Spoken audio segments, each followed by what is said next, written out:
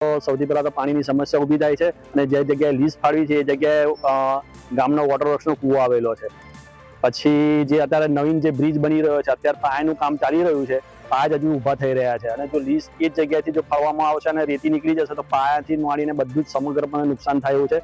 અને એની જે લીઝ ફળવાય છે એની ઉપરની બાજુ સામી થશે જે અમારા ખેતર આવેલા છે, ખેતર ઓલરેડી બધાને 1-1 વીઘા પટ્ટા ધોવાઈ ગયા છે ઓલરેડી નદી રેતી નીકળવાના લીધે. અને જો આ ફરીથી લીઝ મંજૂર થશે અને રેતી કાઢવામાં આવશે તો ફરી એ પ્રમાણે ફરી ખેતર ધોવાનું ચાલુ થઈ જશે. સાહેબ, અમારા ઘુસર ગ્રામ પંચાયત વિસ્તારમાં એક કોમા નદી ચાલે છે, ત્યાંથી ગેરકાયદેસર રીતે ખાણ ખનીજ ખાતાએ બ્લોકની ફાળવણી કરી છે. જે બ્લોકની ફાળવણી રદ કરવા માટે અમે કલેક્ટર કચેરી ખાતે આવ્યા છીએ. માંગણી અમારી એ છે કે જે ગેરકાયદેસર બ્લોકની ફાળવણી કરી છે, જે ચાર બ્લોક છે અને 2 હેક્ટરમાં 4 બ્લોક ફાળવ્યા છે અને જે બ્લોક રદ કરવા માટે અમે આવેદનપત્ર કલેક્ટર સાહેબને આપવા આવ્યા છીએ.